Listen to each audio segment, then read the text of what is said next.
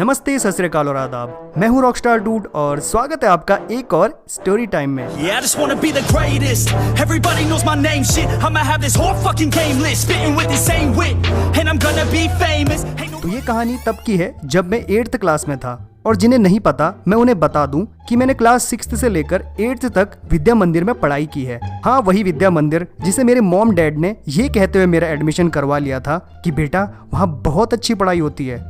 हाँ, ये बात सच है कि वहाँ पढ़ाई अच्छी होती थी, लेकिन हकीकत ये भी थी कि पढ़ाई के साथ साथ वहाँ सुताई भी बहुत ज्यादा हुआ करती थी। और सुताई के लिए हमारे सर लोगों के पास, वो नहीं, आचार्य जी लोगों के पास हथियार के तौर पर डंडा हुआ करता था।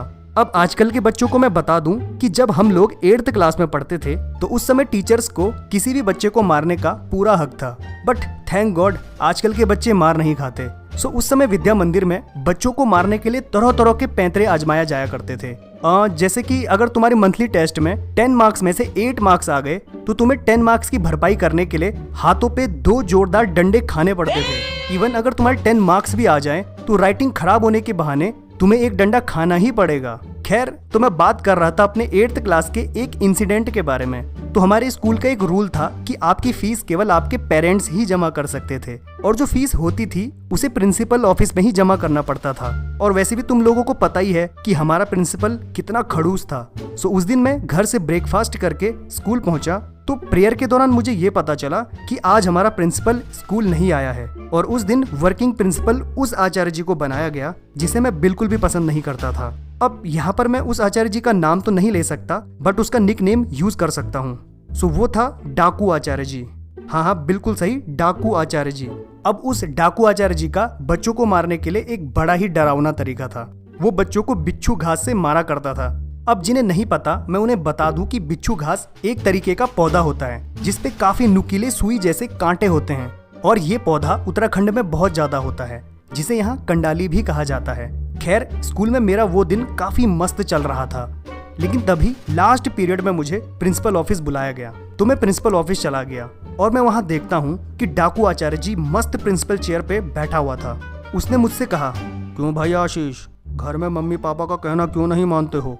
मैंने कहा, आचार्य जी मैं हमेशा कहना मानता हूँ। फिर वो बोला, तुम्हारी मम्मी अभी यहाँ फीस जमा करने आई थी और वो बोल रही थी कि आशीष बिल्कुल भी कहना नहीं मानता है।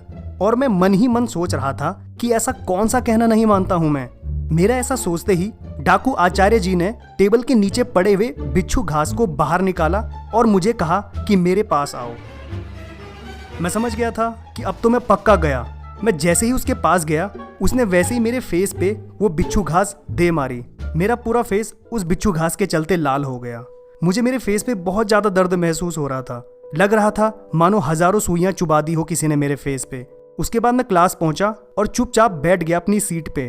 क्लास में बैठ के रो तो नहीं सकता था ना, सो मन ही मन उस डाकू को जितनी गाली देनी थी दे डाली। स्कूल से छुट्टी होने के बाद मैं घर पहुंचा तो घर में आके चुपचाप बैठ गया। मम्मी आई और बोला, क्या हुआ? मैंने रोते हुए कहा, मम्मी मैंने कब कहना नहीं माना तुम्हारा? मम्मी ने कहा, आखिर हुआ क्या है? मैंने पूरी बात मम्मी को बता दी कि किस तरीके से मुझे पनिशमेंट मिली वगैरह वगैरह। तो मम्मी ने मुझे शांत करते हुए बोला कि मैंने तो बस ऐसे ही बोला था कि आशीष कहना नहीं मानता है। मम्मी को उसके बाद बहुत बुरा लगा।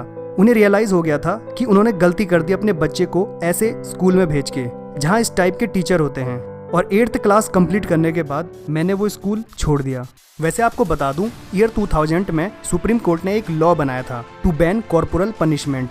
इंडिया के कई राज्यों ने इसे फॉलो करने का क्लेम किया, बट सैडली उसके बाद भी ऐसे फिजिकल पनिशमेंट नहीं रुके। So according to IPC section 83, अगर कोई भी बच्चा जो कि 7 साल से 12 साल तक की एज का हो और अगर अपना होमवर्क या स्कूल यूनिफॉर्म या फिर कुछ भी रिलेटेड टू स्कूल ढंग से नहीं करता हो तो उसे फिजिकल पनिशमेंट नहीं दे सकते हैं।